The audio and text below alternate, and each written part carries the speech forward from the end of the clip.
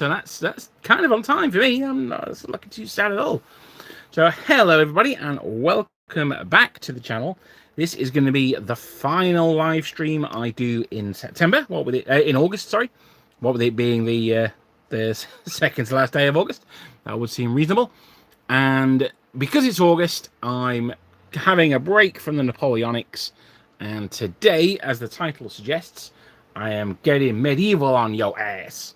And we're actually going to be painting this chap here. He is the Stranger Knight, or the Wandering Knight, and he is from Caballero Miniatures, also known as Reconquer Miniatures. He is a 3D print. I've printed him myself. He is absolutely lovely.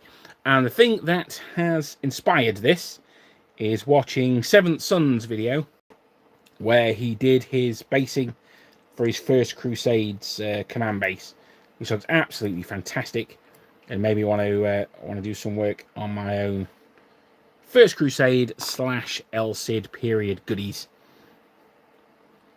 So, just before we get started, what I was going to do is I was going to glue the horse, which I've only just printed. I only printed him yesterday. I was going to glue him to the base, and then I was going to paint him on the base. But as I said, I was inspired by Seventh Son's video, and he did his base separately, and I couldn't let him down by doing a bit of a crappy base.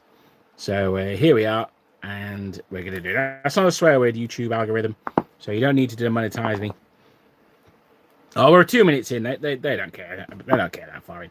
So I'm just going to do is I'm going to glue this horsey boy to a painting handle, which is a rather ramshackle affair. It's a cork, a wine cork, with a bit of paper clip in, and I've glued the cork to a 2p piece. That's one of our small denominations here in the UK, and the idea of that is it just provides a little bit of weight for the model. Today, Leo, I am painting a 13th century Wandering Knight from Caballero Miniatures. Hello, Ogre. Hello, Cool Qualfia. That's certainly not how that's pronounced, is it? Let me get my laptop up and running. Let's see if I can do this. Let me mute myself. People say I like the sound of my own voice. I can absolutely 100% assure you I do not. Right, so what we're going to do is, as I say, we're going to do this chap here. Now, he is sort of a mercenary knight / a wandering knight. So he's not Don Quixote, but he's not a million miles away from the people that Don Quixote is kind of based on. What I'm going to do is I'm actually going to do him as an English knight. He's 13th century, so we're long after the First Crusade. We're sort of in the times of the Third Crusade, depending on when we're out. Are we after the Third Crusade? I'm not sure. General Dan, I need him here. He'll tell me. He's the medieval man. So yeah, what I'm going to do is I'm going to do him as an English knight. So he's got his surcoat here. I'm going to do that like a cream. We're going to do the Red Cross of St. George on him, and we're going to do his armor. I think that's probably going to be about it, because I'm only going to stay on until 7 o'clock tonight. I've only got a certain amount of colours up with me, although I've probably got some behind me as well. So we're going to start off with the surcoat. Now I'm going to use Games Workshop's Wraithbone for this, because I want it to look like unbleached wool. So I want it just doing it white or bright white. I think it would look a little bit silly on a historical miniature like this. Particularly, he's supposed to be wandering. He's going to get grimy and all that stuff. So I don't want him to be bright white. So I'm going to go with a slightly cream colour. And those of you who are collecting Austrians, or possibly with the exception of Italians, and this can be a good alternative to going bright white. This can be a little bit more of a historically accurate alternative. It's not quite as yellow as Screaming Skull. It's a little bit browner than that, so it makes a nice unbleached wool look. And it's also, unsurprisingly, quite good for painting sheep as well. So if you've got any sheep to paint, then this is a good colour for them as well. I am painting Victrix French infantry right now. Oh, nice one, Leo. That's good. What's everyone else working on either at the moment or just in general? We had a bank holiday weekend in the UK last weekend. So I managed to get quite a few projects either finished or mostly done. So my High Elves, those of you who joined the stream last time, will know that I was doing some Lord of the Rings High Elves. They are all finished, all the infantry are. I need to go back in and do the cavalry. The only thing I need to do on the infantry are their shoes, and I'm going to just use a leather contrast paint for that. So it's not going to be too taxing. Now I have to say, the more I look at these Caballero miniatures or Reconquered, I think it's Reconquered Designs. I think they're called now. They used to be Caballero. They are absolutely phenomenal. They are so nice. I've also just had a good look at Studio Historia. Now, I've printed a load of their Japanese off. I've got their US Marines as well. And I'm looking at their Trojan Wars range, which is... Trojan Wars is a bit of a... it's a bit of a love of mine. So I'm looking at their Trojan Wars range, and I could be very tempted to jump in on those. They're in America, so I might wait until I'm stateside to pick some up, or I might see what they do STL styly. So I'm just doing the circle. He's got a lot of leather straps down here, so I'm leaving that. I'm going to do below the belt, but I'm just blocking in the chest piece in the back at the moment. So how's everyone? We're having it again in the UK here. We're having a bit of a late summer. It's actually quite nice. Now, I know in Europe, you guys have had a bit of a tough summer. It's been very hot for you guys. It's been a bit cold and wet for us, so this is nice, a nice change. Although, yeah, I certainly wouldn't want it like you guys have. Now, one thing I didn't bring up with me, which is an epic fail, is my leather. And looking at this this model here, he has got a significant amount of leather on him, so we'll have to come back to that. Just as an example of how nice these figures are, let me see if the camera can focus in on that. You can see hanging down here is a small crucifix with the rosary beads here. He's holding that in his hand along with his reins. These really are phenomenal models. I cannot recommend these highly. If you're interested in medievals, or even if you think of doing a Bretonian army for Warhammer or the Old World, I think you can do a lot worse than get these guys. They are absolutely gorgeous. Really nice. Hello, John. Hello.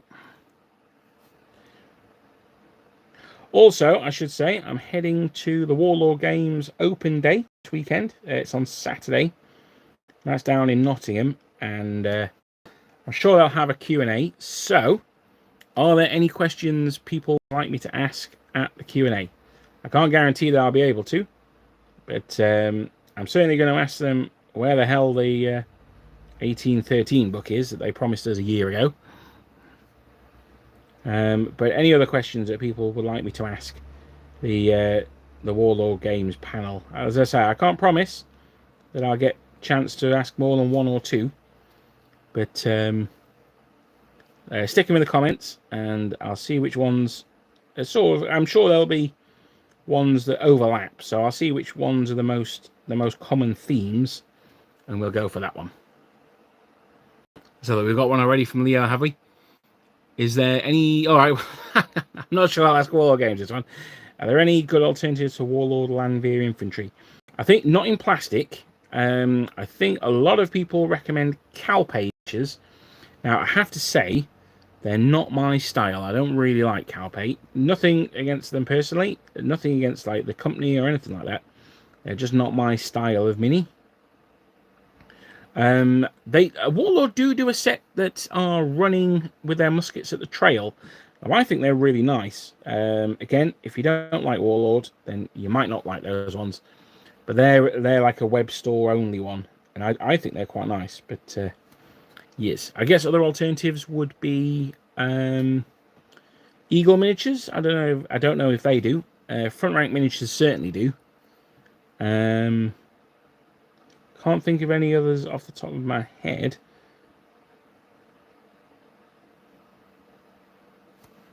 Wargames Atlantic do reserve infantry. I don't know how suitable they would be. My feeling is probably not very, but someone who's a bit more of a specialist in Prussian uniforms can let me know. Let me know if they are or not. Now I think that's most of his surcoat blocked in, so that's nice. Let's have a look. I am going. All right, okay, okay, John. Well, it was nice to see you. I have a lot of minis for the Baron's War that we need to paint. Don't like Calpe, you're bad. Their style is a little old-fashioned for me. See, I'm being diplomatic. They strike me very much like Hinchcliffe, or particularly like they remind me a lot of connoisseur miniatures. And yeah, I think again, connoisseur miniatures I think have a following, shall we say? So I'm going in with the other large part of this model here. He is got his chainmail sleeves. While you're here, Richie, we need to have a chat about Dark Ages and about Almoravids. So I'll message you later on about that. I know you were interested at one point. I don't know if you still are. I wanted to start a Prussian army soon, but I would like to have all the minis in sight. Yeah, no, that's fair enough. Yeah, I mean, it's good to know that even if you don't buy them now, it's good to know that they are out there to buy in the future. So, no, I appreciate that.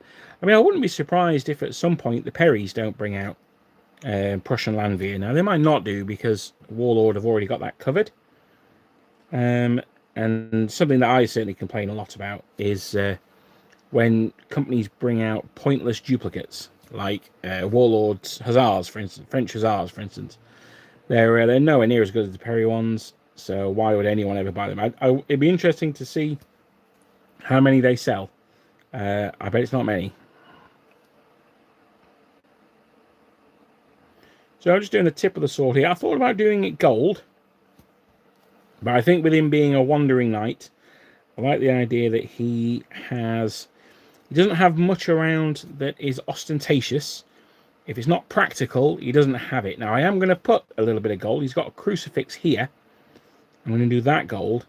But everything else, I want to be fairly, not muted, but natural colours. So, you know, where we're looking at things like browns, greens, things like that. Even the red cross I'm going to do, I don't want it to be too crazy. I want it to be quite muted. So what I'm going to do is I'm actually going to paint the red cross on first. Then I'm going to put the wash over the whole thing.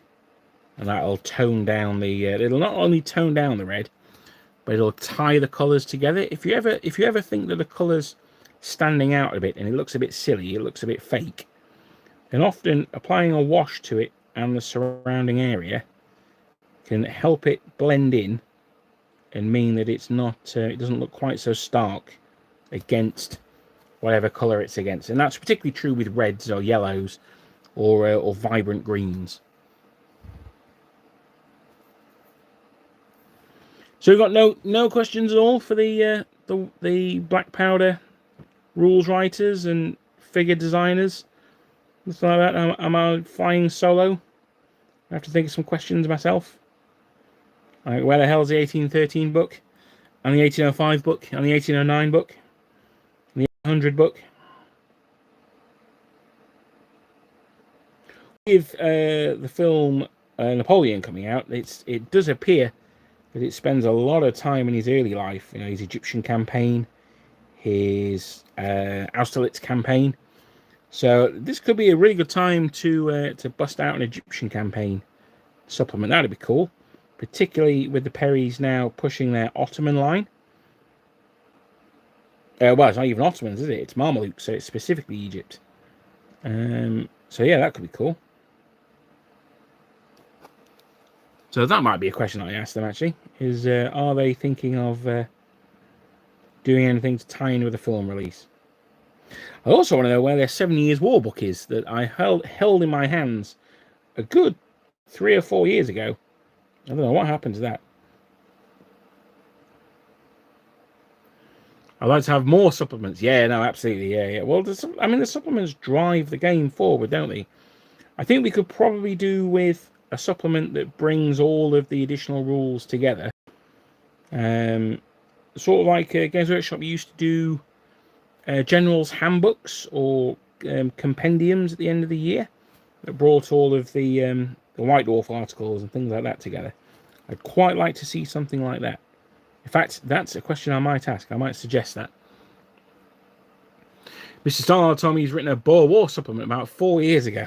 I'd like to know what that is. Yeah, probably the same place as the 7 Years' War one. Ask about epic battles support prior to the 100 days. You know they are coming out with a British Otter replacement heads. Oh, right, okay. I did not know that. So that's interesting then. Okay. Italian campaign is cool. Yeah, absolutely. It sounds to me like someone's just been finishing the epic history campaign series they did on Italy. Has anyone else watched that? I just watched the final part on Sunday. I think it was Sunday or Monday. Epic history is very, very good though. I wish I had the time, the money, and the resources to make stuff like epic history. Their stuff really is top notch. Now, if you excuse me 1 second, I'm going to purposefully take the model off camera. I normally just do it accidentally, but this time I'm going to do it on purpose because I just need to have a quick look at the helmet here, make sure I've painted everything. So bear with me. Right. I hadn't where the cross of the visor was. I hadn't painted there, so that's good. So we've got that in.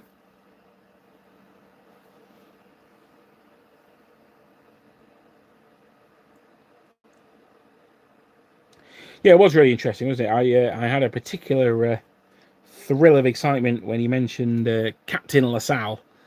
I was like, oh, did I put this in my video on LaSalle? I can't remember. It's so long ago. I can't remember whether I did or not.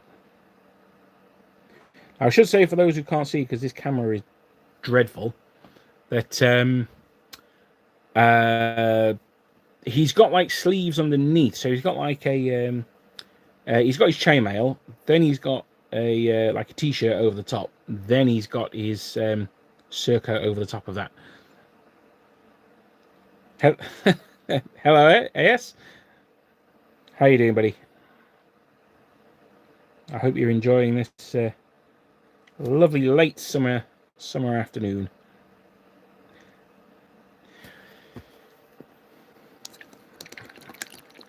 Your history video is great too. Well, thank you very much. We want more videos about Napoleonic figures. I am working on one at the moment. It's taken me a long time. The main issue, the main issue is, I'm like, do I leave absolutely everything in, or do I cut it down? This one's almost certainly going to be an hour. I've got to about 40 minutes at the moment, and we haven't got to 1812 yet. And it's about a Russian, so I'm expecting there to be quite a bit more.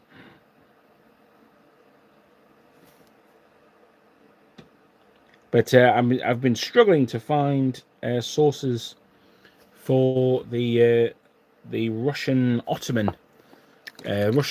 War of 1810, 1811. I'm not a mini gamer, but I have a lot of Napoleonics. Okay, well, welcome, AS.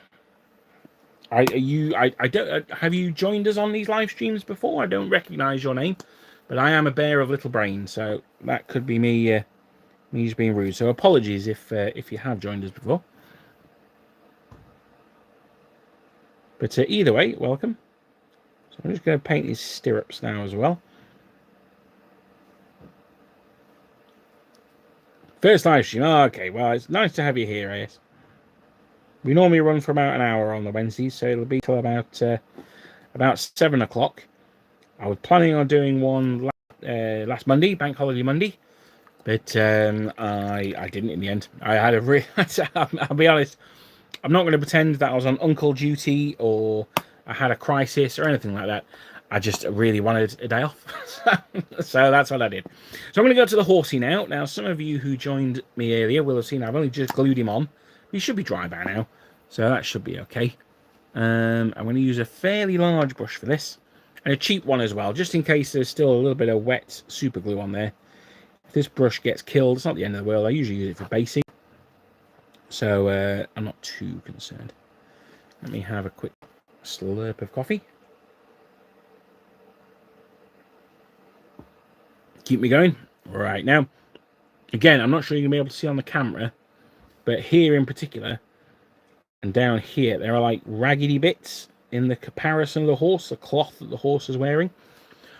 And that's to represent the fact that because he's a wandering knight, you won't necessarily get to, repair his caparison as much as he'd like to, and things like that. I'm sure his armor is well prepared.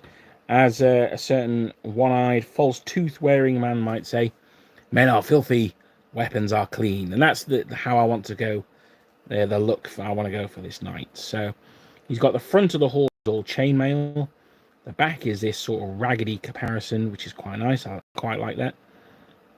I'm going to do that with the cross of St. George on it, which is nice and easy to paint. And as I say, it's going to have a little bit of a visual clue going on that this guy is running around in the middle of a Spanish army is something a little bit different. Rules wise, he's probably not going to be any different to any caballero, but he's just going to look a little bit different. Now I'm using Corax White to base coat him here, which is probably a bit of a mistake, to be honest. I should probably be using the Wraithbone, because that's what I'm going to use on the caparison. But in this case, I'm using the Corax White as the undercoat, and then I'll use the Wraithbone as the base coat, rather than just try and cheap out and just do one layer. This should add a little bit of depth to the second layer.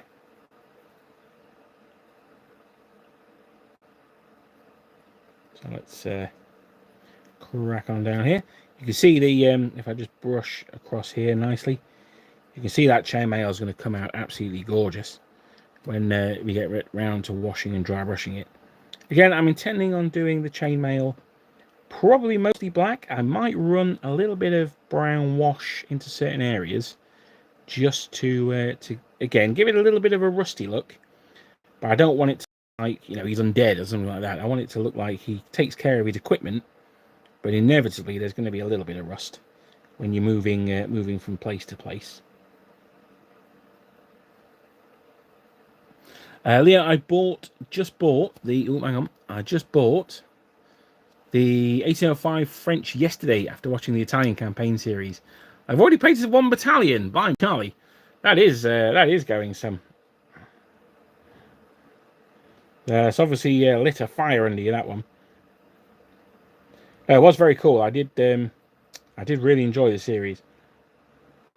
It's a campaign that I know of, and I've heard a lot of people say, scholars particularly, say that was Napoleon at his absolute height.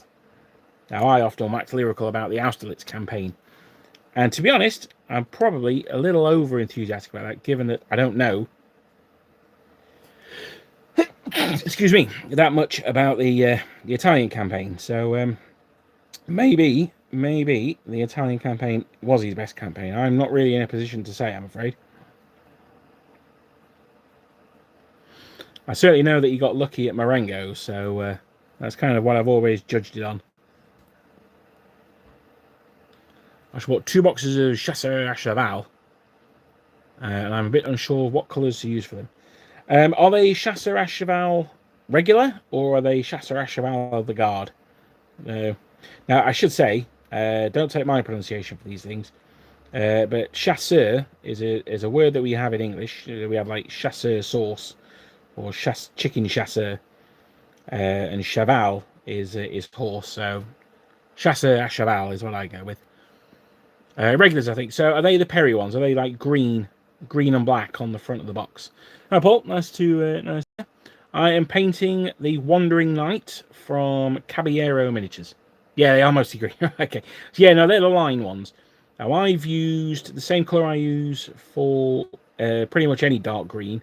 I used is it Caliban green? I think it's Dark Angel green anyway. So it's quite a dark, quite a blue shade of green. I find that works quite nicely for them. And then the facings are different colours depending on which regiment. Now the best thing to do for painting, guys, I always think, is really to just Google them. Just Google Chasseur à Cheval, Napoleonic Chasseur à Cheval, or something like that. I think they have a painting guide in the box. I also see. I have a thing where, particularly cavalry, if you can give them pink facings, then I always go for the ones with the pink facings. I've got more pink lancers than than I think Napoleon did. And my Württembergers, the first Württemberg regiment I painted, had pink facings. So yeah, I always go for the baby pink. They're always my favourite ones. And there were indeed a number of chasseur regiments that had pink facings. Let's have a look. You could give them nice helmets and make some different. There are a lot of cool chasseurs.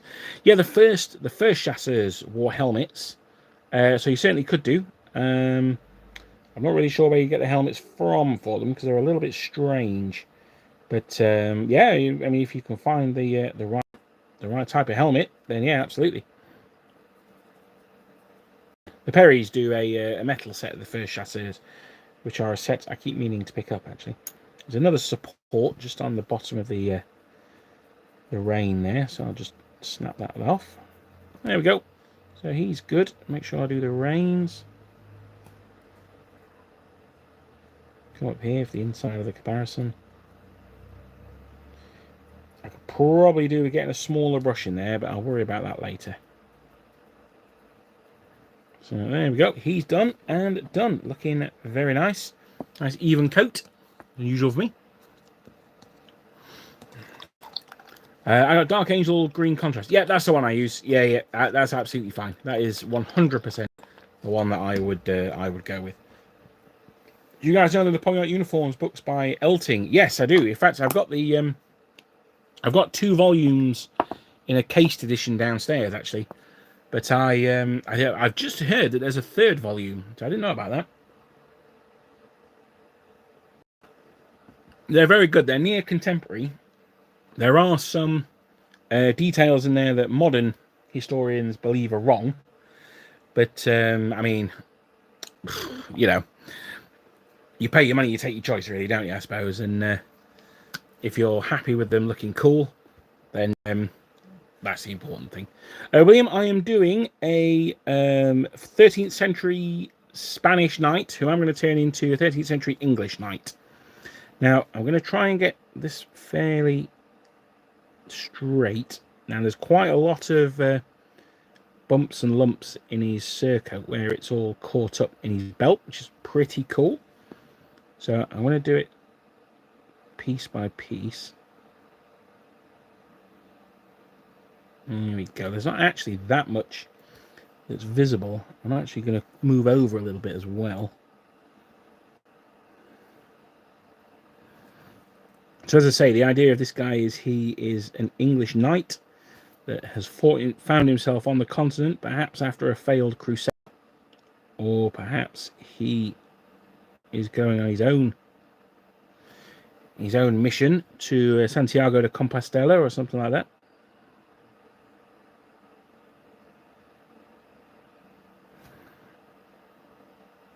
I'm going to give him the cross of St. George, but as I say, I'm doing it now because I want to blend it in when I put the wash on. So the idea is going to be that it should be reasonably faded. I want this surcoat to look like it's been... Oops, sorry, I'm just realising I'm only just the camera. I want this surcoat to look like it's been to the Holy Land and back. So bring that on there. So looking, that's not looking too bad at the moment. It's maybe a little up there. Because the base coat I've used on his surcoat, because that's a like a contrast base undercoat paint, it's actually very thick. So despite the fact that red normally shines through colours when you try and paint over it, this one shouldn't be too bad. He said, hopefully.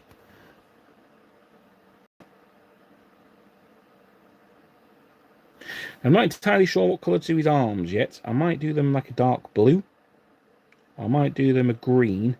I want them to be fairly neutral. I don't want them to draw the eye of the model. Let's have a look. Now, that's not particularly straight, but it does kind of follow the way his coat goes. So what I think I'm going to do is I'm going to have to abandon the realism of it and just bring it down a little bit here. There we go. So I can make the cross a little bit thicker as well. It's gone a bit diagonally. I was trying to avoid his cross, but thinking about it, I can just paint over the cross, can't I? It's not the end of the world. There we go. Much better, much thicker, much more prominent. Now, as I say, I don't want it to necessarily punch you in the eye, but I do want you to be able to see it at a glance. So I've got there like that. There we are. I think that's much better. I've got a little bit on his belt there. That's not the end of the world, though, because obviously I'm going to paint over that. So I'm not too concerned. Well, camera-wise, it's just one that I've got attached to a stand. I'll be honest with you, it's terrible. I do desperately need to buy a new one, but that might be on my on Santa's list for me. That one, a new camera. I'm not really sure which cameras are good for streaming on. So if anyone's got any suggestions, then it would be much appreciated. Painting with a camera in the way is it's challenging. Let's put it that way. It can be a challenge. And then I'll bring it over here. There we are. He's got a load of straps coming down from the back of his thing there, so I'm not really sure what they're about. But let's get that tucked under here. So there you go. As I say, he's got all these straps coming down here. So I'm not really sure what they are, but it means that I don't need to get too much red on the back, like so.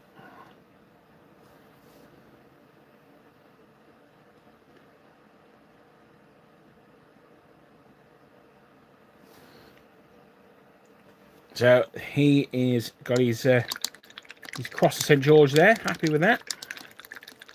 See if that's a little bit better. Hello, man. There's 4 of Finalizing. Oh, there you go then. Thank you, Richie. So there you go. Well, I've got the first 2, but I obviously have to get 2 more. Now I'm going to go back to the. In fact, I'm going to go with the metal first. We'll do the barding on this horse because he's got barding under the caparison. So I'll get that done, and it just means that if I get any on the caparison, I can paint over it quite easily. Right, let's have a look. I've been neglecting the chat, so let me move back up a little bit. Let's have a look. How you doing, man? I'm very well, thank you, William. How are you, brother? You could paint them like some obscure early light cavalry chasseurs. Yeah, you could do. Yeah, you could. I mean, chasseurs were fairly common, so yeah, you could paint them as you are. Although, to be honest, I do like the dark green uniforms. I do like the chasseur uniforms. I have all 4 books. Okay, yep, fair enough. Then. Each night adventuring within Novgorod during the Wars of Teutonic Order and the Golden Horde. That's what I'm picturing. Yeah, absolutely. I have also got a couple of the. They're called Northern Crusades, and they do a set based around Alexander Nevsky and the battle on Lake Pepius against the Teutonic Knights. I've done a couple of their models, and they are absolutely gorgeous. They are stunning models. I've got a Teutonic standard bearer and a Teutonic bishop that's mounting the horse. They're absolutely gorgeous. Really, really nice. I was planning on using those as Bretonians when the old world drops. They're a little small, though. I might need to reprint them at 115% or something like that, because they're true scale. So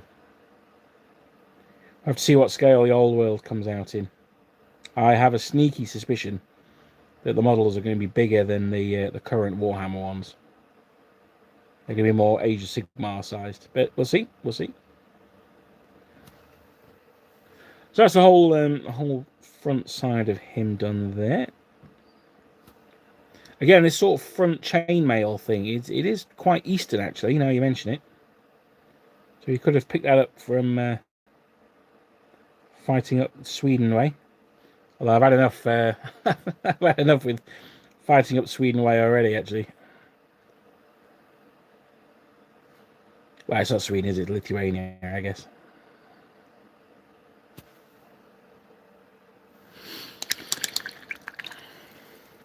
Now, the red ones, they are only 2 fat bucks. Yeah, the red ones are the ones I've got, yeah. With medievals, I'm branching out and not being too historically accurate. I like a little inference on armor and clothes.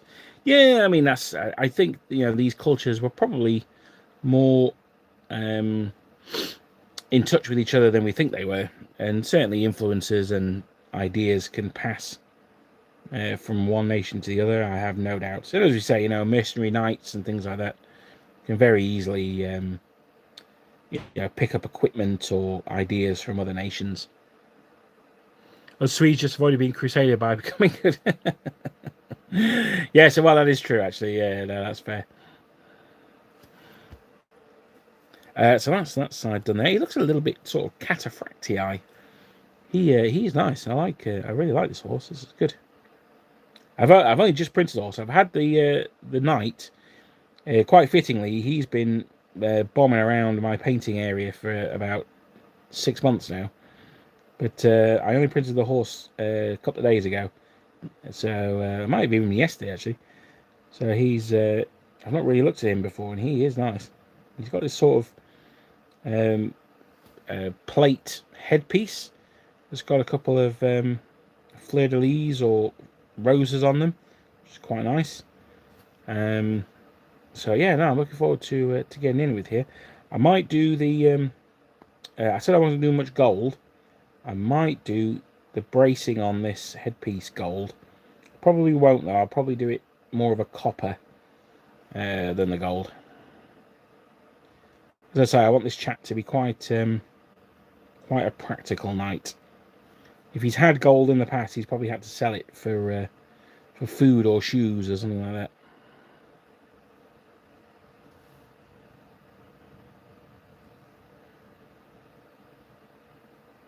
If you can hear a noise in the background, that's my 3D printer chugging away.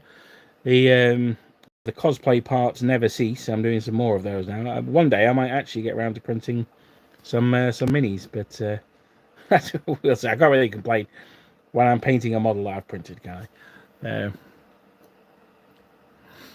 I? What surprises me was that we have churches as around the year 700. Oh, okay. Well, there's a series that's just about to start. I think it starts in America. It's about to come over here called The Winter King. That's set during the Arthurian period.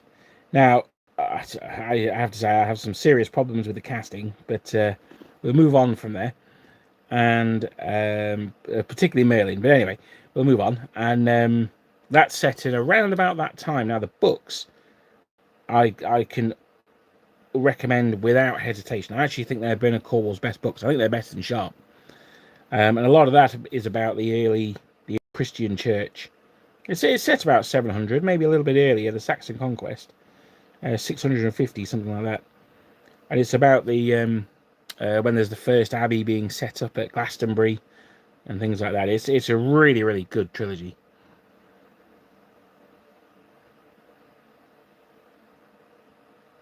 So that's The Winter King. It's the Arthur trilogy is the books. The TV show, I'm willing to give the first episode a go, but I'm not super confident. That's more than I did for the Rings of Power. But I'm not super confident. But we'll see how it goes. It could win me over. One of my secret TV loves is the old TV series Merlin that was made by the BBC. Now, if you haven't seen it, don't, because it's absolutely dreadful. But it's got a soft spot in my heart. I quite like it. I have a little question about Black Power rules. When you take the voltigeurs out from 4 battalions, do you need to pay the extra points? I used them for the first time, but my opponent complained. You don't, Leo. You don't need to pay extra points. However, your columns or your main units then cannot deploy skirmishers. Now, we have, when we play with the Morpeth boys, we have a little bit of a thing of whether you can deploy skirmishers and be an attack column. Now, I think you can, but that's because I play French, so I would say that, wouldn't I? Whereas my opponents say you can't, so I've never really pushed that point. So if you're planning on going in an attack column, and if you're not, why are you not? then you're probably worth doing it anyway. But if you are planning on maybe being line, or you are playing with someone who says that you can form column with the skirmish company out front, then I'd probably keep them in with the units.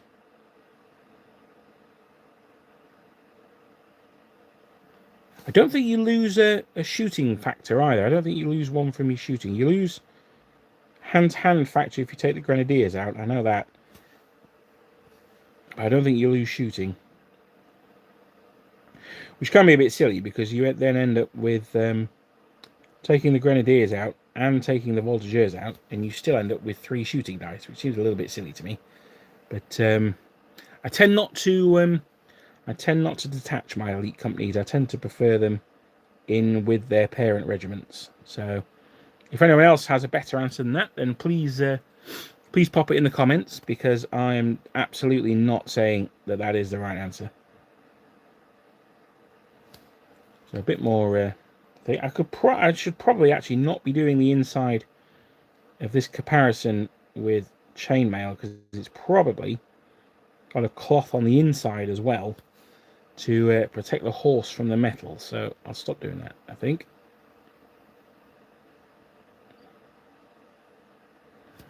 There we are. It's not Craig, but it does look like one. It's supposed to be a medieval horse, but it does certainly look like a cataphract, doesn't it?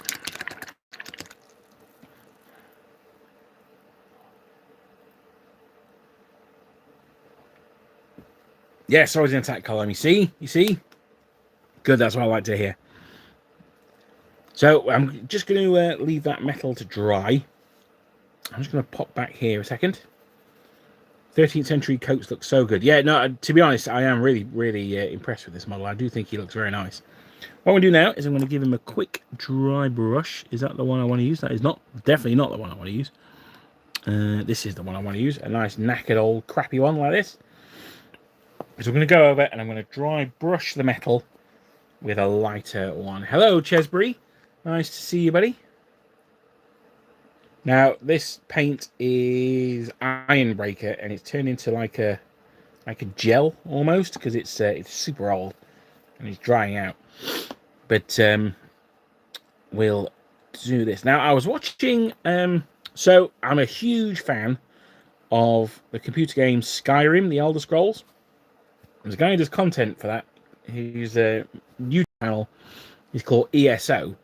Which he called himself before the Elder Scrolls Online came out. But anyway, and he started doing painting videos as well, because he's a big 40k player. And he did a video on dry brushing. And he told me something which I sort of instinctively knew, but I didn't really know.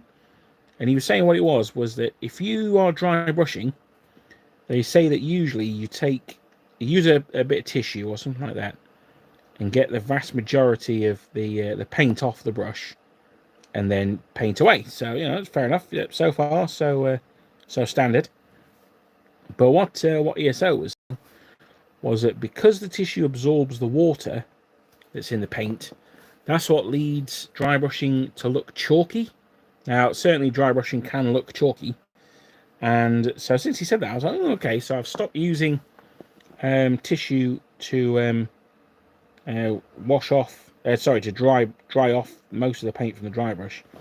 I just tend to work it into the palette now, or something like that, or just gently overbrush instead. So overbrush is where the brush has got more pigment on it than it would for a dry brush. I tend to use that technique a lot more than a dry brush these days. Hello AS, nice to see you, buddy. Hope you are well. So we're going on here. Now I'm just going to add a little bit of water, despite the fact I'm dry brushing, because this stuff, as I say, it's turned into almost like a gel. So I'm just trying to get a little bit of pigment out. So there we go. I'm just going to brush it on here. Concentrate where the raised areas are, the forearms. I'm going to just run. I'm going to get a little bit more. Again, I'm going to water this down because I'm not dry brushing here. I can still use this crap brush though, because I'm just going to do down the edge of the sword there. Using the flat of the brush, as you can see, I'm not anywhere near the tip really. Using the flat of the brush, there we are. And then I'll go in a little bit towards the bottom here as well, on the other side. There we are. So he's looking pretty gnarly. Now what I'm going to do actually is I'm going to disappear. I know I do this far too often because I am not very well prepared. So what I'm going to do is I'm going to disappear. I'm going to grab my Screaming Skull. I'm going to grab a contrast paint, and I'm going to grab a wash. So talk about yourselves. Don't swear. And I'll be back in 2 seconds.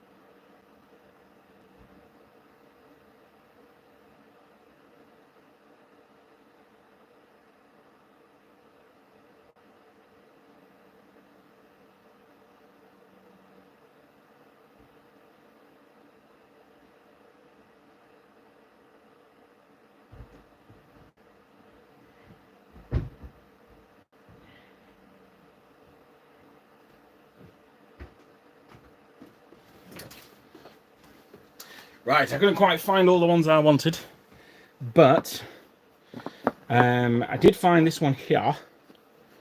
So, you're asking about the chasseurs earlier on. This is the green that I use for my chasseurs. I think that comes out quite nicely. Now, post it. Absolutely, yeah. The best figure I've ever seen was a bust called a Valmy Warrior. Oh, very nice. Okay. Or some V&V minis like here. I've not used V&V actually. I don't know if they're any good or not. I'm sure someone here has.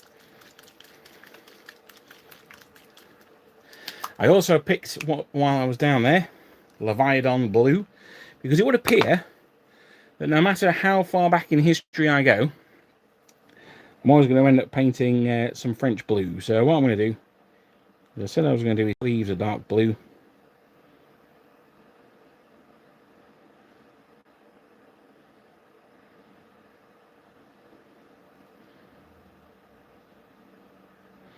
Now what could be nice is if I did a lot of detailing around the sort of the end of the t-shirt arm, as it were.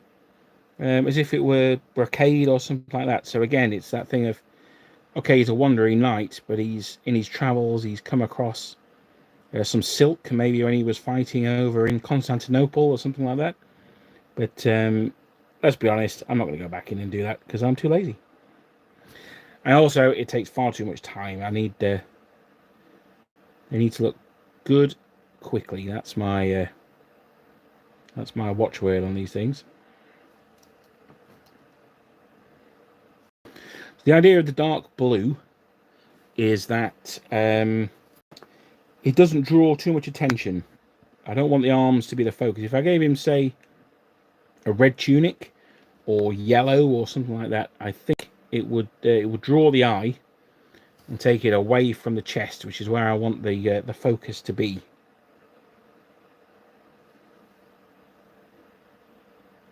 So just get in there.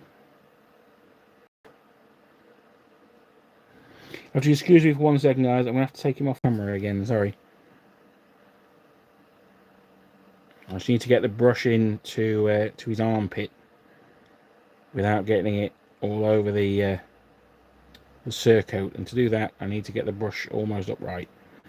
And the camera is in the way, stopping me doing that. So sorry about this. Hang on. There we are. So that's his arms done there. As I say, it doesn't draw the attention away from the model. I'm going to do this down here blue as well. Not necessarily suggesting that it's the same piece of cloth, but just because it then matches the arms, it ties the model together. There's not too many different colours on the same model, which again can distract the eye. So I want to avoid that by making it dark and making it a fairly limited palette. This looks like it might actually be leather, but I'm just going to do it blue here. He looks like he's got a bit of a border on there, so I might do that gold, and that can represent his riches from his travels.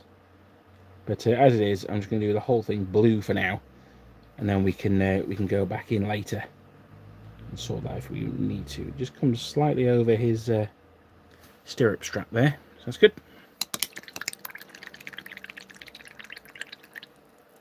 Clive, we are painting a Caballero miniature. He is the Caballero Abrante, the Wandering Knight. I'm doing him as an English Wandering Knight, but I guess it doesn't have to be. He can be whatever you want him to be. What I'm going to do now, so it's now 5 to 7. I might go a little bit longer than I was planning, because what I want to do is I want to get his face done. Well, I'm not going to be able to get his face done because I haven't got the flesh with me, so I can cut that one out. I want to get the leather done, and I want to get the wash done on his on the surcoat, because that's really the sort of the point of this stream, is to bring that together using the just using the contrast paints and the yeah, this is the white, using the contrast base paints. And there we are. I'm just going back over this because I got some red over it by mistake, so there we go. I could probably do with, let me get the red again. This probably would have been better if I'd used a contrast, just because it probably would have flowed a little bit better. Let me get my super awesome brush, because I'm doing some very finicky detail here. I was planning on doing his saddle red, but because of the this cross of St. George, again, the red saddle would take away from it. So I'll just end up doing that. Probably leather. Yellow could have been another colour for it. And there.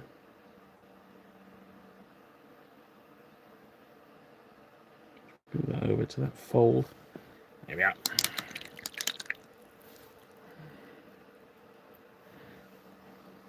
Just a little bit, because this is the prep before the wash.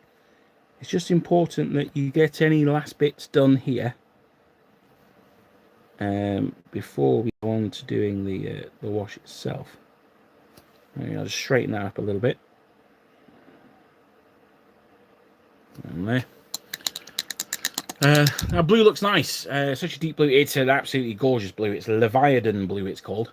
I use it for French blue, so it's a nice indigo. I'm a huge fan of it. Yeah, I think it looks lovely.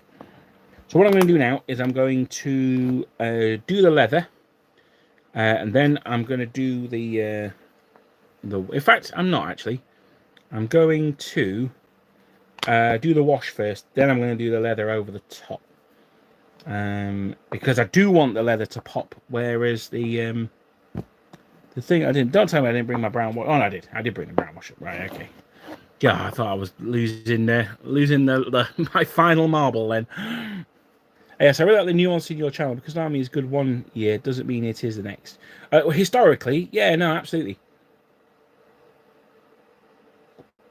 What detail brush do I like to use? I don't like to do I don't like to do detail. No, I usually use a either a small layer from Games Workshop, so that's this one. I have recently bought myself a 00 Winsor Newton as well. My brother Paul, he's far more of a painter than I am, and he's been banging on about Winsor Newtons forever. So I finally ponied up and got one, and it is a very good brush actually. So I can't say too much good about it because he is watching the channel. I don't want him to think that he's actually giving me a good idea. So there you go. Now for this one, I've got a number of brushes available to me. I've got a small base, small layer, and a medium shade. Now I am using shade, so you might think that's the best one to use, but that's too big. I don't want to lose control over this shade, so I'm going to pop that one back away. There we are. Small base, small layer. I think the small layer is going to be too small, so I'm going to go with the small base. Now what I'm going to do here is, I tend to find, I don't know if this is scientifically accurate or not, I tend to find the washout of this lip here is stronger than the washout of the bottle. Now, I don't want this to be too strong. So what I'm going to do is I'm going to get it out of the actual bottle itself. I'm going to put a dab of water, just water it down a little. I don't want too much on the brush. I'm going to start down here. Just work that in.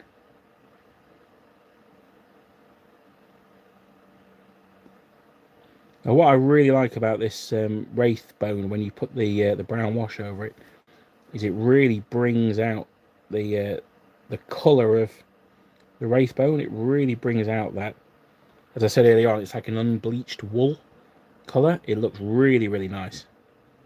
It's a really good effect. Sorry, just where I've got everything. I've not set myself up for success here. There we are. He's actually holding two crucifixes, or well, he's not holding two, he's holding one. He's got another one around his neck, so they're going to be gold. I want those to be quite a bright gold as well. I want those to really, really pop on this mini. Against the brown here, all right, there's a little bit of metal, but against the brown, I think the gold's really going to stand out. Put a little dabble do you on there. Now I've broken the model down into sections, which is nicely subdivided by straps and things like that. So now I'm going to do the chest. I'm going to do the main area, and I'm going to do it right up and around over his shoulder and the back as well. I want to do this in one go. It's important when you're doing washes that you don't stop halfway through, because you'll end up with a tide mark. So I'm going to start right in the corner here. Bring that up. That's a little bit thick, but that's okay. I can always draw from there if I need more. There we are. Just a little bit more there. Right up here. Now, this is the reason I'm doing this before I'm doing the leather, is because I can go over the straps, and it's not necessarily the end of the world. I'm trying to get this area here to be nicely defined. So I'm just popping a little bit more wash on than I wanted to. If that's what it takes, then that's what it takes. There we are. Now, as I say, don't let it dry. Keep moving the wash around. I'm going to come back and do his armpit, though. I am going to do that in a bit, and I'll tell you for why. I'm doing this across the grain. I want the paint to come off the brush and run down the detail.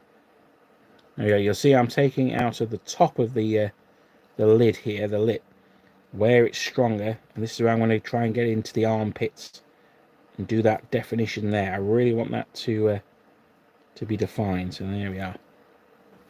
So I think that's looking pretty good so far. You can see it's really brought out the detail on his chest. Where are we? There we are. It's a little bit too close.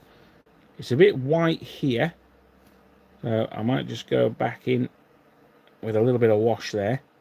Let's see how that goes. I might let the wash that I've put on dry a little bit, and then put some more on. Over here now you can see it's really really toned down that red as well.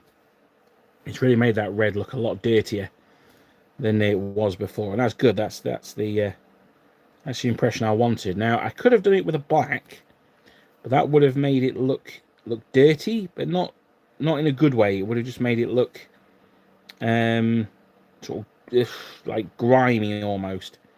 Whereas by using the brown, it looks more worn. It looks a bit more natural. Black's a surprisingly rare colour in nature. It tends to just be a dark brown or maybe a dark blue. So by going in with the brown, that just helps it out a little bit more.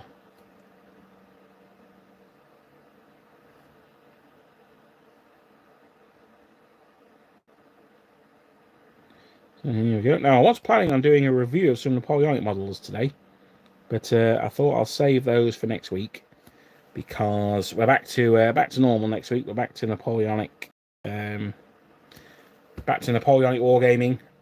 So it'll be back to Napoleonics next week. But it's been nice to do something a little bit different. We've done some ships. I've done some knights. We did some high elves. We had a very special guest star on the high elf edition. So no, it's been nice. It's been a nice break. It's been nice to show some of my other hobby. And it's been nice to talk about doing some other periods and other games. No, it's been nice. But I am looking forward to getting back to the bread and butter of the channel and the big man himself. So put a bit more wash on there. As I said, I'm just going to come back in, and this is where he's sort of he's proud. He's kind of puffing his chest out. And it just means that there's not a lot of detail there to catch the wash. So there we go. Now that's gone a little bit darker than I would have hoped, actually. So I think I'm going to have to maybe put a few highlights on there. I'm going to use the Winsor Newton again. I'm going with that one. I'm going to hopefully do it before the wash is completely dry, because again, I don't want it to be very stark. I want it to match in. So popped a little bit of water in there. I've also mixed it with a little bit of wash on my palette.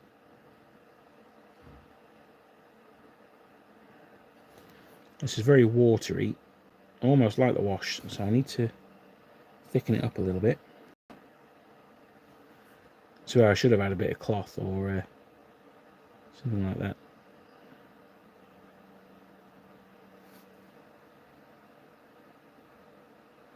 Now it's important that you don't lose control of the paint here, because if you do, it's going to pool like it is there, and that's not what we want.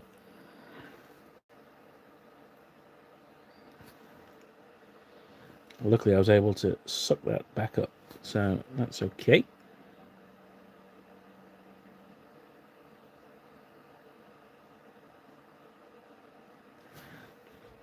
There we are. Now I'm just going to do the top of his shoulder here, and then what time is it? It's 7:05, so I think we're going to call it a day. Just get a bit more of this wash on here.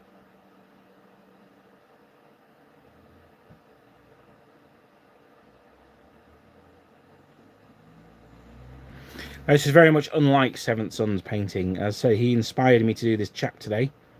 His is very crisp, very clean. The thing I absolutely love about his models is because the colours are so vibrant, it looks like they're in strong sunlight. Now his models, it's the same range, but he's doing them for the Crusades, and it looks like they're under, you know, a North African or a Middle Eastern sun. I absolutely love his painting. I think it's so good. Him and the Yorkshire Gamer are my two absolute painting idols. What's going on here? There we are. Holy Orders have the most boring surcoats. I suppose they stood for their reputation. Yeah, but the black with the white cross I quite like. I think they're quite funky. How did my Lord of the Rings game go? Don't ask, Chesbury. Don't ask. I got absolutely rolled. Turns out that Elendil on horse is really scary. I mean, he was killing two to four Iron Guard Huskars a turn. He is a scary dude. Strength 5 +1 to wound is not to be sneezed at.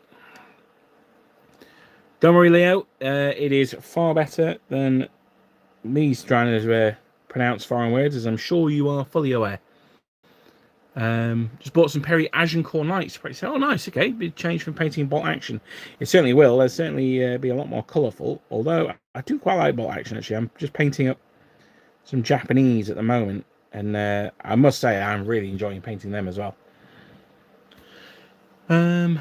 Nice palette, Tim. Thank you very much. It is. It came in a beer glass once. So there you go. It's from a beer glass. As you may have noticed if you've seen any of my live streams, I tend to use any random non-porous item as a palette. A friend of mine uses the back of his hand quite a lot. Now, he's a very, very good painter. So I don't know if he imbues it with extra power from the back of his hand or something. But yeah, he uses his the back of his hand as his palette. Or his thumbnail. He uses his thumbnail quite a lot as well. Now, he plays the guitar, so he's got quite long fingernails anyway. But, yeah, that's a bit far for me, that one. So I'm just going in with pure Wraithbone here. Just to pick up the top of his shoulders. I want to go in here and just highlight that, but I'm a little bit scared that the paint isn't dry yet. The wash. Let's have a quick... Let's have a quick go on the raised areas.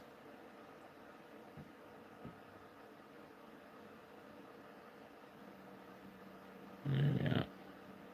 So there we are. I think I'm going to call him done for today. I think he's coming on quite nicely. Actually, no. Quickly before I go, what are we on? I got 5 minutes, and then I absolutely have to go in the next 5 minutes.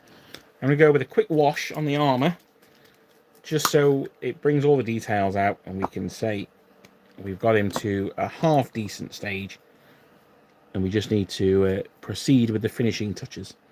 So again, a little dab of water, get rid of some of it because I want to be able to control where this black wash goes. I don't want the black wash on the cloth if I can avoid it.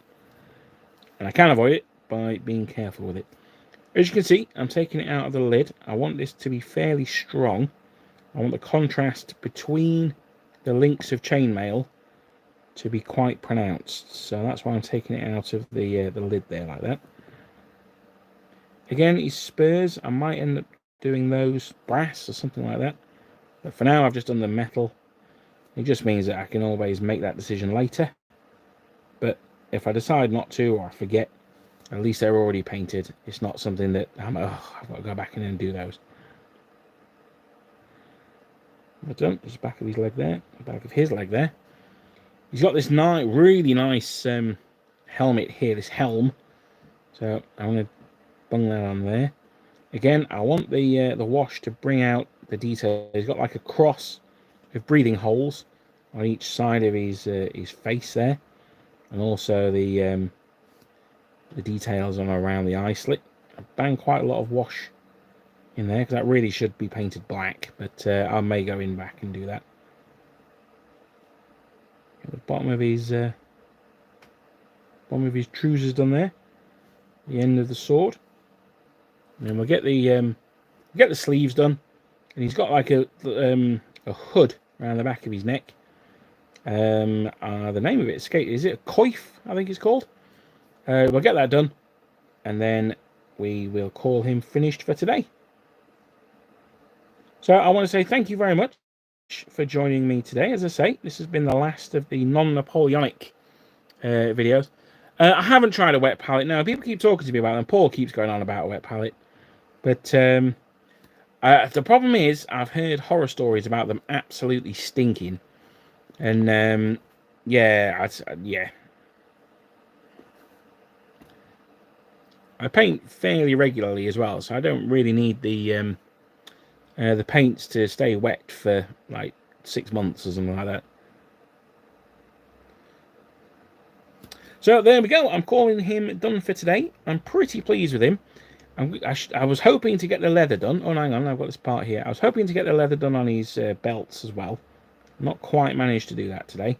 But I want to say thank you very much for joining me. As I say, this is the last of the non-Napoleonic ones for a while, at least anyway. We're running into the winter season, so we're going to have another advent calendar this year, so keep an eye out for that. Hopefully I'll be able to deliver the prize before July. But keep an eye out for that. I'm just taking off a lot of this wash because it's a little bit too dark. Keep an eye out for that, and hopefully I will see you this Sunday with either a report from the Warlord Open Day or possibly another video that's already in place. We'll have to see how it goes because I'm staying over Saturday night. We'll have to see how Sunday goes. But again, thank you very much for watching, guys. Hope you've enjoyed it. I hope you've enjoyed having something a little bit different on here. And I'll see you guys next time.